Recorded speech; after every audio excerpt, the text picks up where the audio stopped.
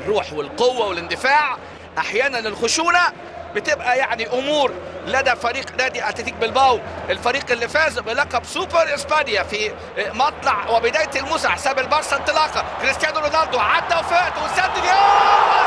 يا ولد يا رونالدو، يا ولد يا ولد يا رونالدو، عدى وفات وعلى طول يضعها هنا باقتدار في المقص. يا لعيب يا لعيب يا لعيب. هدفه رقم 20 يتساوى مع لويس سواريز. هدف سريع، هدف مبكر، 3 دقائق فقط كان يحتاجها الفريق الملكي ليسجل عن طريق كريستيانو رونالدو. 20 هدف لرونالدو في 24 مباراة ومسجل 11 هدف في دوري الأبطال، رقم قياسي في مرحلة المجموعات. بص استلام على طول كريم بنزيما والتمريرة كريستيانو رونالدو في العمق الدفاعي. تشيتا أمامنا اهو، لم تشيتا وحطها ايه، قال لي راسس حطها لك فين، احطها لك فين، وحطها له في المقص. يا ولد يا هي اللمه دي خلاص، اللمه دي خلصت الموضوع، والموضوع بقى ايه يعني ساخن جدا. هدف رائع، هدف مادي امامنا، انطلاقه كوفاسيتش، التحرك الجميل امامنا من كريستيانو رونالدو. المره دي هو بينوع وترتد الكره من الدفاع، وعلى طول بقى كوفاسيتش ضيع فرصه كبيره جدا للنادي الملكي، كان ممكن تبقى هدف الثاني في اللقاء. فرصه ضايعه في الدقيقة 9 ضيع ايدوريتس، وفي الدقيقة 10 ضيع كوفاسيتش. وفاران اوعى تيران الصديقة،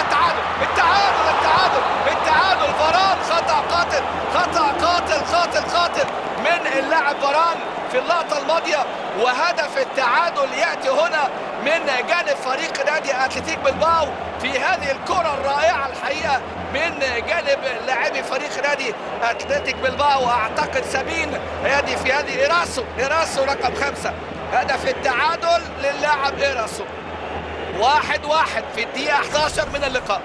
لكن فاران ادي ايدوريتس الرقابة، وفاران عدم تفاهم، وعلى طول بقى اللاعب إيراسو، اللاعب اللي دخل امامنا هو خافير إيراسو اللي دخل التاريخ، لان اول هدف ليه في الليجا واول هدف ليه هذا الموسم كان سجل في الكاس في مرمى اليونانسي. لكن شوف الكرة، الخطأ الكبير من فاران، وايضا نافاس طبعا ما يقدرش يعمل حاجة لانه ورطه فاران، وإيراسو امامنا هنا يضعها في هذه الكرة بخطأ قاتل. نتحدث عن الاخر توني كروس. كوفاسيتش تصل الى مودريتش. ريال مدريد ما زال يبحث عن الوصول الصعب الى مرمى اتلتيك بلباو رغم الوصول السهل في اول كرة. ودي واحدة من خامس. خامس رودريجيز بتاع كاس العالم اللي سجل في اليونان وكوت ديفوار واليابان واوروجواي هدفين، وفي البرازيل يسجل هدفه الخامس في الليجا في هذه المباراة. وادي استلام والكرة، النواحي المهنية عالية قوي عند الريال. واحدة من رونالدو في الدقيقة الثالثة، وإيراسو عادل بخطأ برام في الدقيقة 11، ثم سجل خامس رودريجيز هدفه الخامس هذا الموسم. ثنائية في بيتس، سجل في مرمى إشبيليا، سجل في مرمى اسبانيول في لقاء 6 لا شيء، ويسدد كرة حلوة صعبة أمامنا. هو القدرات العالية اللي عنده لازم اظهر وبان، وحط الكرة في الأمان وخلي الريال متقدم. شوف السلم هنا وسط بقى السيطرة، وسط فرص إيدوريتس ودي ماركوس وقائمة اللاعبين في بلباو، ولكن خامس يسجل هدف هنا في الدقيقة كام؟ في الدقيقة 38. حلو قوي الهدف، حلو الهدف. ادي خامس عليه ضغوط كبيرة جدا. خامس رودريجيز امامنا هو النجم، كان انتقل من صفوف موناكو في 2014، لعب حوالي 3 مواسم ايضا مع نادي بورتو. كوفاسيتش، توني كروس محاولة مرور، هتاخد مع كارفاخال. بيلباو مقفلين والريال لجأوا للتسديد، وسجل خامس من تسديدة كريستيانو رونالدو الى توني كروس.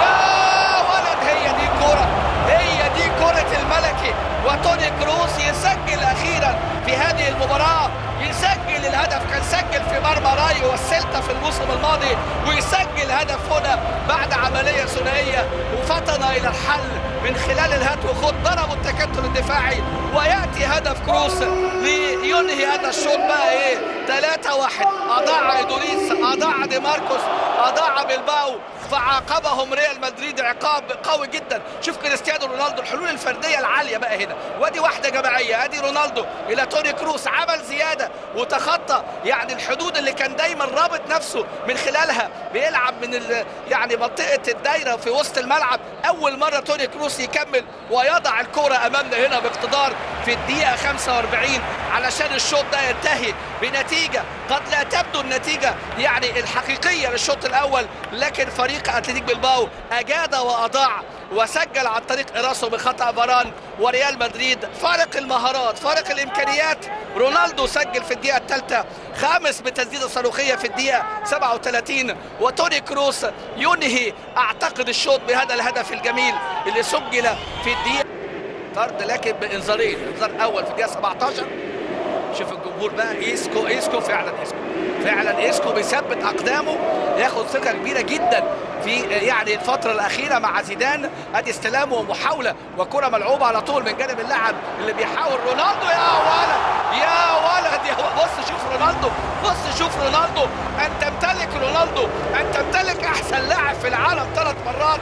الحل موجود، والحل ايه؟ الحل على الطريقه، ادي الوالده والابن والعائله، ولكن هدف جميل. كريستيانو رونالدو وسط هذه الامور ووسط الطرد لفاران بانذار ثاني ياتي بالهدف الرابع وهدفه الثاني في هذه الليله عشان ينفرد بصداره الهدافين. لكن شوف استلم ازاي وعمل ايه في المدافع. بص كريستيانو رونالدو اسمه بس خلى دي ماركوس، قوم يا دي ماركوس، اسم الله عليك يا دي ماركوس في اللقطه الماضيه، قوم يا دي ماركوس، ورونالدو عملها لك امامنا. بص الراجل عمل ايه، الرهبه والاسم والخوف يسقط المنافسين، يتالق يتفوق يتقدم على الجميع ويصبح صاحب الرقم القياسي في التسجيل في بلباو برصيد كام 13 هدف في سانتياغو برنابيو، ولكن اجمالا وصل لرقم 15 عشان يتفوق على بوشكاش ودي ستيفانو. رونالدو دائما هو من يملك الحل وياتي دائما الريال ب10 لاعبين لكن يسجل.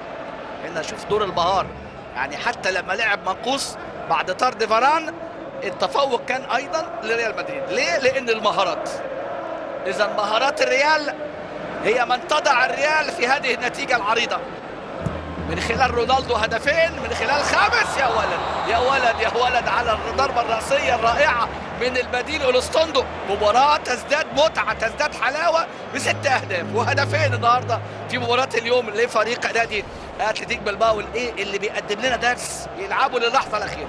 ادي البديل اولستوندو اللي بيسجل هدفه الثاني اللي كان سجل في مرمى بارتيزان بالاجراءات الاوروبيه، لكن اول هدف ليه في الليجا. ادي العرضيه المثاليه، ادي الاخطاء الدفاعيه بقى، كنا بنقول فاران، ادي راموس بتعدي منه، وكان طبعا تغطيه متاخره من كارفاخال وراسيه اولستوندو، ومشكله الكرات العاليه والكرات العرضيه والاطراف بتشكل خطوره على النادي الملكي. 4-2 في المباراه، 4-2.